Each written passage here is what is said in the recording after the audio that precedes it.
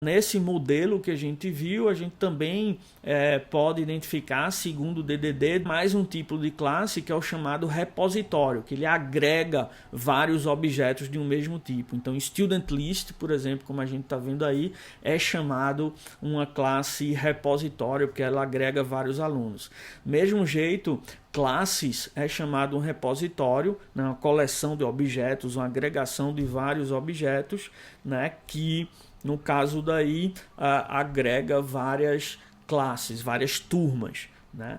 A classe aí é uma entidade, porque ela pode querer ser identificada, né? 2020.3 seria a identificação dela, e enrollment, que é a matrícula, é considerado aí um value object, que é como se a gente não tivesse um número específico associado a uma matrícula, um identificador específico de matrícula. A gente não tem, porque os requisitos não demandaram isso. Se os requisitos demandassem, a gente poderia ter caracterizado o enrollment como uma entidade também. Tá? Então é só uma questão de fazer essa relação com o que está sendo solicitado pelos requisitos, né? Então, o repositório é sempre essa coleção de objetos, agregação de objetos que precisam desse acesso direto, global, pelo sistema. Aí, no caso, o acesso direto a partir dos serviços, né? Da classe serviços, que é onde a gente concentra os nossos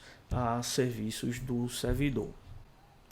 Lembrando, tudo isso é direcionado pelos requisitos, os que foram especificados ou até às vezes que não foram especificados, né, mas que depois o stakeholder chega para a gente apresentando a necessidade de ter aquilo. Tá? E em particular, aí nessa solução, não suporta um mecanismo de autoavaliação, onde os alunos, por exemplo, podem atribuir suas notas para depois o professor conseguir comparar as notas que ele deu para o aluno numa determinada meta com a nota que o aluno se deu naquela mesma meta. Então, se a gente quer esse mecanismo de autoavaliação no sistema, a gente tem que mudar o projeto um pouco, né? Então, na parte de cima a gente não tinha suporte para isso, na parte de baixo a gente tem. Então, agora para cada enrollment, para cada matrícula, a gente tem dois conjuntos diferentes de avaliação. As avaliações dadas pelo professor e as avaliações dadas pelo aluno, que na figura a gente está chamando de auto-evaluations. Tá? Então, de novo, a gente vai guiando o projeto para ir satisfazendo um requisito, né, por vez, e a gente vai incorporando. Quanto mais requisitos a gente vai incorporando, mais detalhe a gente vai tendo no projeto do sistema. Tá? A gente já tinha também identificado outros tipos de classe, aqui aparecem mais dois, que são as chamadas fábricas e os serviços. Então, por exemplo, os serviços representam operações stateless, que não tem um estado associado, realizam a operação, mas não muda nenhum estado, a classe não tem nenhum estado, não tem nenhum atributo armazenado e que é mudado por essas operações. Então, no caso aí, email sender, que é uma classe que a gente já vem há um tempo com ela seria chamada de um service, tá? E Student List lá em cima é uma classe nova que a gente adicionou para atender ao requisito de importar uma lista de alunos de uma planilha. Tá? Então, se a gente tiver uma planilha onde os próprios alunos preencheram seus dados, a gente pode importar todos esses alunos de uma vez só, né, sem precisar o professor cadastrar aluno por aluno no sistema, já cadastra todos de uma vez. Tá? Então a factory, a fábrica, é uma classe que tem essa lógica de criação de objetos. Nesse caso daí, ela tem a lógica de criação de um objeto da classe Student List a partir de uma planilha. Então ela pega uma planilha onde cada linha tem informações sobre um aluno, né? E ela cria uma lista de alunos, tá? A partir disso daí, dessa importação, né? Essa lista de alunos é solicitada por services que depois alimenta a lista de alunos existente, adicionando vários alunos a essa lista. Então, dessa forma, a gente inicializa ou aumenta a student list com vários alunos de uma vez. para criar esses vários alunos de uma vez e a própria Student List importada da planilha, a gente tem essa classe Student List Import. Então, por isso que ela é considerada uma fábrica na terminologia de DDD. Tá? Então, lembrando tudo isso de novo direcionado pelos requisitos, né? E se a gente tivesse um sistema onde a gente não quer estar notificando o aluno toda vez que uma nota dele é alterada ou preenchida no sistema, a gente só quer notificar uma vez por dia. Então, a gente tem que partir da solução anterior, onde services, toda vez que services recebiam uma solicitação de serviço para alterar a nota de um aluno, no mesmo momento ele já enviava um e-mail para o aluno e, em paralelo, ele atualizava lá na lista de enrollments de uma determinada turma, ele atualizava as notas. Tá? Fazia as duas coisas ao mesmo tempo. Agora, se a gente quer enviar só uma vez por dia, a gente traz uma nova classe que a gente está chamando aí de Grade Notification, notificação de notas. Toda vez que Services recebe uma requisição para atualizar a nota de um aluno numa determinada turma, tá? O que Services faz é avisa a Grade Notification, tá? Que houve essa solicitação de mudança de nota para o aluno X na turma Y, e Grade Notification mantém isso. Ele mantém uma lista, então a gente está vendo uma setinha aí de Grade Notification para Enrollment, que é uma lista de matrículas que tiveram suas notas alteradas durante o dia. No final do dia, essa lista é zerada, né, e começa tudo de novo. Então, quando o Services recebe uma solicitação de requisição de atualização de nota, ele vai em Grade Notification, chama o método de Grade Notification que armazena aquele enrollment lá. Tá? E no final do dia, Grade Notification verifica todos os enrollments que foram atualizados durante o dia e envia mensagens para os alunos correspondentes a esses enrollments, informando que suas notas foram modificadas de tal e tal forma. Tá? Então, uma forma de a gente refinar ainda mais o modelo que a gente tem é a gente revelando informação sobre a natureza dessas associações que a gente está vendo entre as classes, entre as entidades que a gente está relacionando.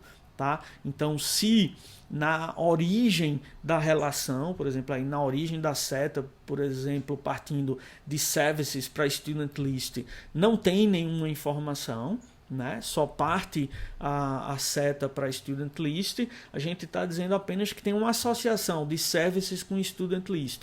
Então, Services provavelmente tem uma referência para Student List, consegue referenciar Student List, consegue acessar Student List, consegue chamar métodos de Student List. Então é isso que a gente está dizendo.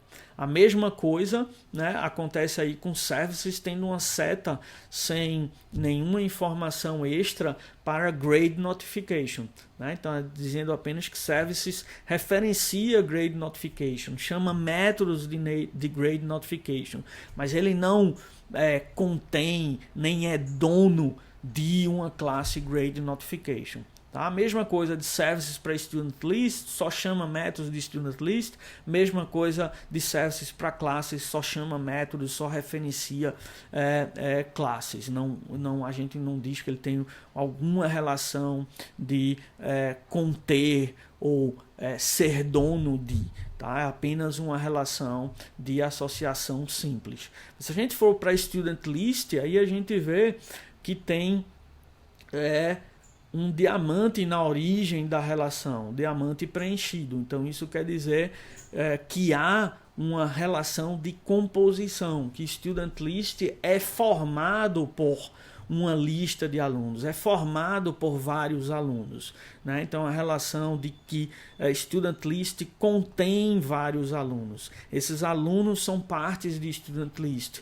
E se você matar esse objeto Student List, você mata todos os alunos, porque eles são partes de Student List.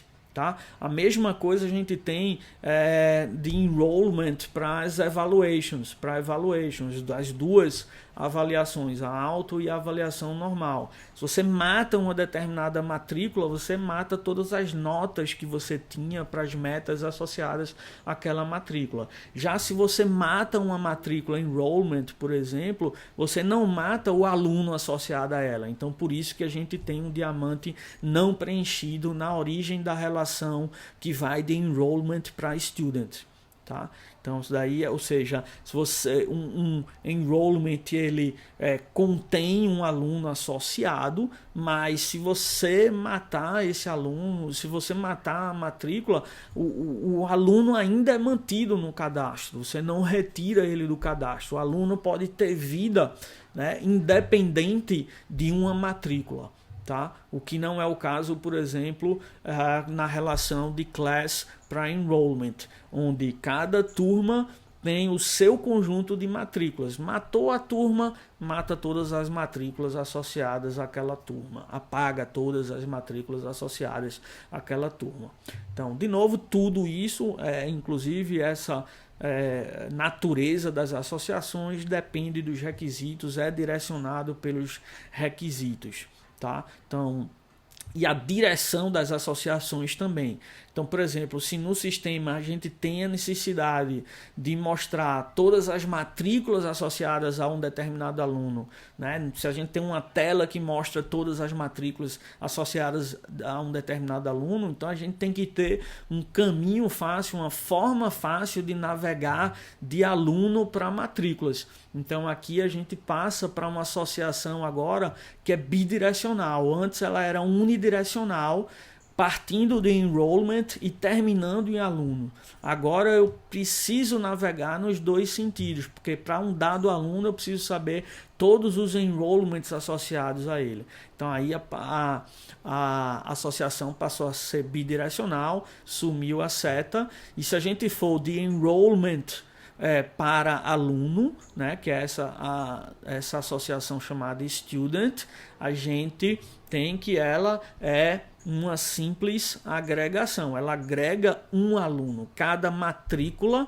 né, ela agrega um aluno, tá? Mas matando a matrícula eu não mato esse aluno. Já a relação no sentido contrário, partindo de student indo para enrollment, né, a gente está vendo que é uma composição.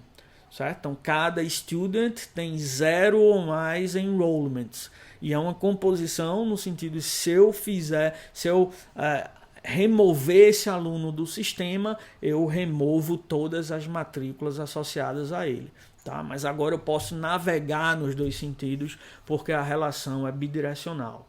Certo? Então, de novo, tudo isso é direcionado pelos requisitos, e se eu tenho necessidade, por exemplo, agora de importar várias notas de aluno de uma planilha, certo? Então, corrigir uma prova, né, e preenchi numa planilha, ou um monitor corrigiu uma lista de exercícios e preencheu na planilha a nota obtida por cada aluno. Eu não quero, professor, digitar nota por nota no sistema, quero importar essa planilha de uma vez só, né? Então a gente resolveu isso aqui criando esse serviço de importação de notas, tá? Então, quando é solicitada a importação de notas, a requisição de importação de nota, o Services entra em contato com o Grades Import Service, que está aí no meio da figura, né, a classe nova que a gente adicionou. Esse Grades Import Service é responsável por fazer o parser da planilha, do CSV, por exemplo, e ele lê cada linha com a nota de cada aluno e vai, através de classes, atualizando as notas desse aluno numa determinada edição da disciplina, numa determinada turma. Tá? Então, isso daí seria uma classe de serviço, não exatamente, por exemplo, uma fábrica, porque ela não cria, né, vários objetos de uma vez. Ela não está criando um objeto desse classes, ela está só indo em objetos que já existem, objetos enrollments que já existem, potencialmente estavam sem nota para uma determinada meta, ele está indo lá e colocando a nota associada àquela meta. Tá? Tá? Então é nesse processo que a gente vai criando o projeto do sistema e detalhando, e nesse ponto a gente tem que parar e verificar se cada cenário que a gente tem no documento de requisitos pode ser implementado, as ações dele do cenário podem ser implementadas por essa estrutura, por essa arquitetura que a gente está montando aí. Tá? Então a gente tem que mentalmente executar as ações do cenário, ver se essas ações casam, podem ser realizadas, podem ser implementadas pela arquitetura. Então aqui com essa linha em vermelho a gente está pegando um cenário de student, da feature students, né? E está vendo o que é que seria necessário para implementar ele. Né? Ele chamaria... ele teria alguma relação com a interface gráfica, a tela principal em application, que chamaria em seguida a tab de goals, que em seguida via o Student Service chamaria algum serviço do sistema, que iria lá na lista de alunos, que iria lá no aluno e faria alguma atualização, por exemplo. Né? Do mesmo jeito, em roxo aí a gente está mostrando um cenário da feature de turmas, tá? Tendo sua ação também através da tela principal application, depois de students, depois de student service, de services, depois de classes, class, enrollment e evaluation. Né? Então a gente tem que fazer esse mapeamento para cada cenário, ver como é que a ação especificada pelo cenário poderia ser implementada, seria mapeado nesse projeto que a gente tem aí. Quando estiver definindo o projeto, é importante a gente ter um mapeamento de 1 para 1 entre o conceito, né, que existe nos requisitos, no domínio da aplicação, e o conceito que a gente tem que ter no modelo. Né, entre o propósito que a gente tem para uma determinada funcionalidade, um determinado conceito da aplicação e como isso é mapeado no nosso modelo. Então, esse mapeamento 1 para 1 é importante para a gente evitar problemas. Tá? Então, resumindo, esse modelo DDD que a gente viu aí, né, é um bom mecanismo de abstração que dá uma visão geral do que é que vai ser a estrutura do sistema, os principais conceitos e os relacionamentos entre eles. Tá? E tudo que ele captura é informação que vai ser armazenada e manipulada pelo sistema, né? E as relações de containment e associação entre esses elementos. E um contém outro, ou está associado a outro, ou agrega outro, e assim por diante. Além desses dados que vão ser armazenados e manipulados, a gente representa também no modelo objetos com características principais ou de fábrica que são responsáveis por criar vários objetos, ou repositórios que são responsáveis por armazenar vários objetos, né, para depois acessar essas informações. Né? Serviços também a gente viu, né, e assim por diante. Tá? Então não tem nada a ver sobre as páginas do sistema ou como é navegado pelo sistema. Então não tem dizendo ali que aquelas relações, aquelas setas não representam uma relação de navegação, o que poderia ser existido. Nem representa uma relação de autorização, digamos assim, tal componente é autorizado, né, responsável por um outro componente. Então tem muito mais no sentido de invocação, de executa, de requer serviços, de depende de outro componente. Tá? Então, com um modelo como esse, a gente captura uma linguagem comum que é importantíssima para ser usada pelo sistema. Chega uma pessoa nova para trabalhar no sistema, um modelo como esse é uma boa introdução ao sistema, à linguagem, aos principais conceitos, né, sobre o sistema em questão, sobre o domínio em questão. Tá? E esse projeto, esse modelo, ele resume um conhecimento que é adquirido pela equipe e a forma como a equipe decidiu estruturar esse conhecimento e os principais conceitos. Né? E ele serve também como um direcionamento, como um resumo da implementação. Então é extremamente importante a gente ter esse tipo de modelo.